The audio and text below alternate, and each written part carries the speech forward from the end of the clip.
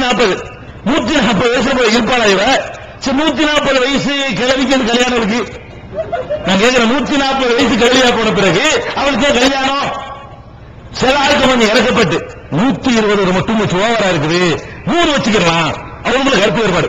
ஹனபி மதுஹப்ல சில கருத்து, ஒரு ஆள் 120 இன்னொரு என்ன பண்றாரு, இதுல 120 யாரும் வாழ முடியாதுல, ஒரு 100 போட்டுக்கிறோம். ஒரு ஆள் 100 இன்னொரு என்ன பண்றாருன்னு கேட்டா, கீழே 90 போதும். ஆக 90 கீழே கிடையாது.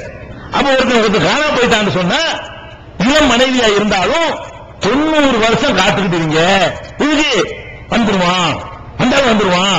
90 வருஷம் முடிஞ்ச உடனே ஆளு மண்டையை போட்டான்னு முடிவு பண்ணிட்டு, இந்த பொம்பளை இதா இருக்க வச்சு ஒரு 110 வயசு கிழவிக்கு கல்யாணம் பண்ணி கொடுங்க.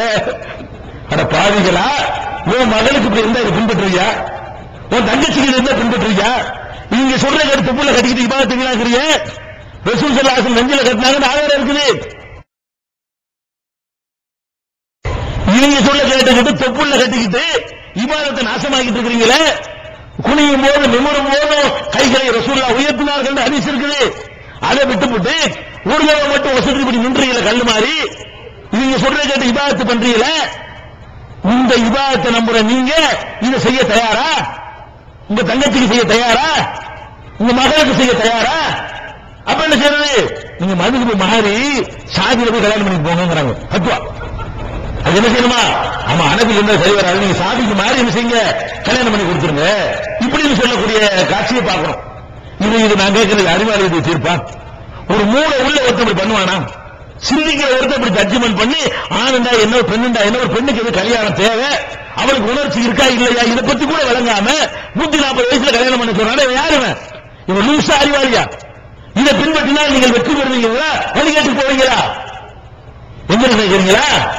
குருல் முக்தார்ல 1வது வால்யூம்ல 210வது பக்கத்தில் இருக்குது. இப்படி எழுதின பிறகு அந்த கிதாபை ஏற்றுக்க முடியுமாங்க? நான் கேட்கிறேன். இப்படி எழுதின பிறகு இதை ஆதரிச்சார்களே, ஆனால் இவர்கள் யாரு? உங்களை ஏமாத்தலையா இந்த உலமாக்கள்லாம்? அல்லது உலமாக்கள் தெரியலையா? அப்படி ஒரு கித்தாபு என்று ஏற்றுக்கொள்ளலாமா? அதை சத்தியம் ஏற்றுக்கிறீங்களா? அது ஒண்ணு பத்தாவது உங்கள் நகரத்தில் தள்ளுறதுக்கு அந்த கேவலத்தை எழுதி வச்சு கித்தாப் ஒண்ணு இதை புனிதர் ஒன்று பாதுகாத்து வச்சுட்டு இருக்கிறாங்களே. இவங்க சொல்ல கேட்டு தொழுதா என்ன கடிக்க ஆகும்? உங்க தொழுக, உங்க நோன்பு என்ன கடிக்க ஆகும்? இந்த நூலை கேட்டது கட்டம் பாத்தியா போனா உங்களுடைய மர்மம் என்ன கடிக்க ஆகும்? நான் இமாம்களை சொல்லவில்லை, ஆங்கிலம் சொல்லிட்டேன். 4 இமாம்களை நான் சொல்லவில்லை. 4 இமாம்களுடைய காலத்துக்கு 1000 வருஷத்துக்கு பின்னாடி இவங்க எழுதி வச்சுக்கிறாங்க. இதைத்தான் மதுகபுடைய இமாம்கள் பேர்ல ஏமாத்திட்டு இருக்கிறாங்கன்னு நான் சொல்ல வர்றேன். இந்த மாதிரி ஒரு விஷயம் இஸ்லாமிய மார்க்கங்க இன்றைக்கு நம்ம முழுசா கடைப்பிடிக்கல. 99 நம்ம கடைப்பிடிக்கலன்னு வைங்களேன், ஏதோ 1-2 கடைப்பிடிக்கிறோம். இந்த 1-2 கடைப்பிடிக்கிறதுல ஒரு விஷயத்தை நம்ம இன்னைக்கு மிச்சமா நம்ம வச்சிருக்கிறோம். என்ன விஷயம்? சகோதரத்துவம். தொழுவாட்டா கூட, நோன்பு கேட்டா கூட, ஜக்காத்து கொடுக்காட்டா கூட, தஸ்பீகள் ஓதாட்டா கூட, விக்கிரங்களை செய்யாட்டா கூட, தான தர்மங்கள் இல்லாட்டா கூட ஒரு விஷயத்தில் நம்ம எல்லாரும் கரெக்டா கடைப்பிடிக்கிறோம். என்ன விஷயம் அது? எல்லாரும் சமம். ஒருத்தன் இன்னைக்கு இஸ்லாத்தை தழுவினால் அவனும் நானும் ஒரு தட்டுல சாப்பிடுவோம். சகோதரத்துவம் இருக்குல்ல, இந்த சமத்துவம் இருக்குல்ல, இதுல எல்லாரும் கரெக்டா இருக்கிறோம். அதனால அந்த ஒரு காரணத்தை இஸ்லாம் வந்துகிட்டு இருக்கு. முழுசா கடைபிடிச்சா எப்படி ஆயிருக்கும்? நம்ம இஸ்லாத்தை முழுசா கடைபிடிச்சோன்னு வைங்க, எப்பவோ உலக மக்கள் இஸ்லாத்துக்கு வந்திருப்பாங்க. நம்ம கடைபிடிக்கிற ஒரு சின்ன ஒரு மேட்டரை கடைபிடிக்கிறோம். என்ன மேட்ரு? ஒரு ஆண் பண்ணிருந்து உங்களை படைச்சோம், கிளைகளா கோத்திரங்களா ஆக்கியிருக்கிறது உயர்வு கற்பிக்கிறதுக்கு இல்ல. அல்லாட்ட யார் இரையச்சமுடையவர்களாக இருக்கிறார்களோ அவங்களாம் சிறந்தவர்கள் ஒரு வசனத்தை கடைபிடிக்கிறோம். அதுக்கு வேட்டு வைக்கிறாங்க. அதுக்கு இந்த இஸ்லாத்திலும் ஜாதி உண்டுதான். மதுஹப் கிதாபுல ஒரு முஸ்லீம் அல்லாதவனுக்கு தெரியும் இஸ்லாத்துல ஜாதி இல்லைன்னு. இந்த ஹனபி மதுஹப் கிதாபுல எழுதி வச்சுக்கிறாங்க, அது அஜமியு லா யக்னூனு குஃபுவன் லில் அரபியத்தி. இப்ப நான் அரபி மொழி பேசாதவன், ஒரு அரபி மொழி பேசக்கூடிய பொண்ணு இருக்கிறா, நாங்க இன்னொரு கல்யாணம் பண்ணிக்கலாமா? அம்மா பண்ணக்கூடாது. அவன் யாரு, நீங்க யாரு? அரபி பேசுற ஆளுக்கு அரபி பேசாத சமமாக முடியுமா? எழுதிக்கிறாங்க. அரபி மொழி பேசினா உயர்ந்தவர்களாம், அரபு மொழி பேசலன்னா அவங்க தாழ்ந்தவர்களாம். உலவுக்கான அஜமைய ஆலிமன், இந்த அரபு மொழி பேசாதவருக்கான தாய்மொழியா கொள்ளாதவன் அவன் ஆலிமா இருந்தாலும் சரிதான். இப்ப நான் ஒரு ஆலிம் 7 வருஷம் 10 வருஷம் படிச்சு அரபு மொழியை கரைச்சு குடிச்சிட்டேன். ஆனால் பிறப்பில் நான் அரபு மொழிக்காரன் இல்ல. நான் அரபி பொண்ணை கல்யாணம் பண்ணலாமான்னா அது கூடாது, நீங்க அவங்களுக்கு ஈக்குவல் ஆக முடியுமா? அவங்க எப்படிப்பட்ட இடத்துல உள்ளவங்கிறான். நபி ஸல்லல்லாஹு அலைஹி வஸல்லம் கடைசி என்ன பண்ணாங்க? லா ஃபலலி அரபியின் அல அஜமியின், அரபு மொழி பேசுறவனுக்கு வேற மொழி பேசுறவனை விட எந்த சிறப்பும் இல்லைன்னாங்க.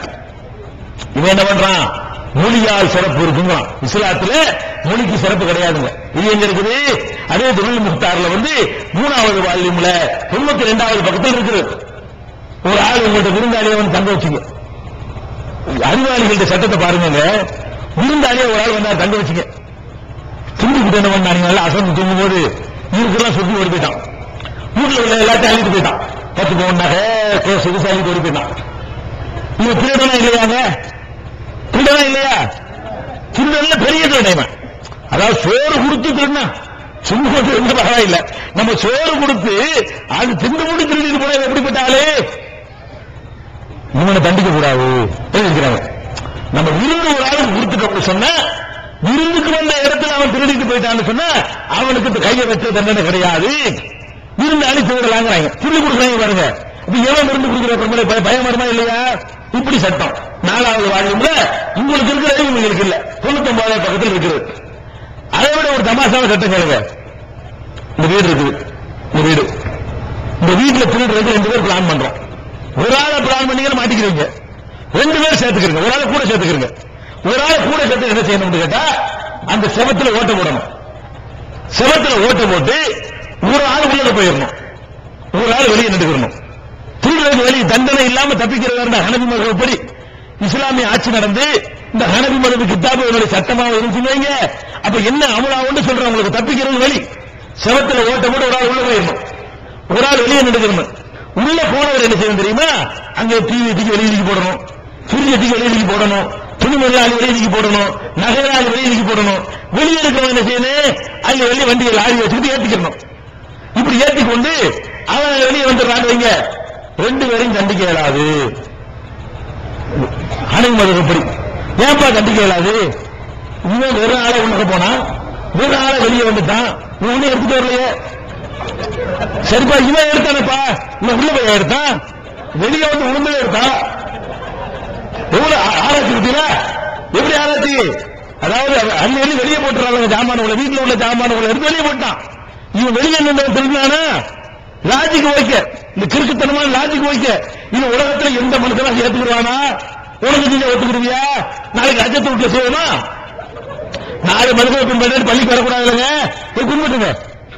4 மனுஷனை செய்ய பின்பற்றுங்க. எல்லாரும் முத்தவள்ளி வீட்டுக்கு 2 பேர் போங்க. அஜத்தை விட்டு நீ தானே போட்டு போட்ட 4 மனுஷனை பின்பற்ற சொன்ன, பின்பற்றி வந்திருக்கிற அடிச்சுட்டு போங்க. என்ன செய்யறாங்க? கம்ப்ளைண்ட் பண்ணுவாரா இல்லைன்னு பார்ப்போம். மதுரை பின்பற்றுவாரா, கம்ப்ளைண்ட் பண்ணுவாரா? கொஞ்சமாச்சும் மூளை வேணா? இப்படி இது ஒரு சட்டம் எந்த ஒரு மூளை உள்ளவனா ஏற்றுக்குவானா? இது மாதிரியான விஷயங்கள் உலகை கொட்டிருக்கிறாங்க. இதை விட்டு தரணுங்க. நம்முடைய இபாதத்துகள் வணக்கத்தை சுப்ஹானல்லாஹ் ரத்தம் கொதிக்குது இருக்கு. நாங்க மதுஹப்புக்கு எதிராக ஒரு கடும் போக்கு கையாளுறோம். உங்களுக்கு தெரியுதா? நீங்க மதுஹப்பை லேசா நினைக்கிறீங்க. இந்த மதுஹப்புங்கிற விஷம் சைலண்ட் எவ்வளவு பெரிய கொடியது என்று சொன்னால், அதுல எழுதிய சட்டத்தை பாருங்க. நம்ம இபாதத்தை நாசமாக்கி நம்மளை நரகப்படுகையை தள்ளுறதுக்காக வேண்டி இருப்பார்கள் நினைக்கிற அளவுக்கு ஒரு சட்டம் இருக்கு. தக்பீர் கட்டிட்டீங்க, தொழுகிறீங்க, ஊருக்கு எல்லாம் முடிஞ்சு போச்சு. அத்தை யாத்திரை உட்கார்ந்து இருக்கிறீங்க, அத்தை யாத்திரை ஓதிட்டீங்க. இப்ப என்ன பண்ணணும்? அத்தை யாத்திரை முடிஞ்சு என்ன செய்யணுங்க? சலாம் கொடுக்கணுமா? உங்களுக்கு தெரியல. சலாம் கொடுக்கணும்னு சொன்னீங்கன்னா உங்களுக்கு அறிவு இல்லை. என்ன செய்யணும் பாருங்க. மதுஹப்ல சலாம் உங்களுக்கு அவசியம் கிடையாது. என்ன செய்யலாம்னு கேட்டா, அத்தையாத்து ஓதி முடிச்ச உடனே என்ன வேணாலும் பண்ணிக்க. என்ன பண்ணலாம்? அத்தையாத்துலாம் ஓதி முடிச்சு என்னப்பா சோமா இருக்கியா அப்படிங்க இடத்துல முடிச்சு வந்துடலாமா? ஆனா பக்கத்தில் உள்ள வந்துட்டு பேசிக்கிறீங்க. அல்லது என்ன செய்யுங்க? அத்தையாத்துலாம் ஓதி முடிச்ச உடனே சிரிக்கணுமா? அதான் வாய் விட்டு சிரிக்கணுமா? வாய் விட்டு சிரிச்சாலும் தொழுகை செல்லும்.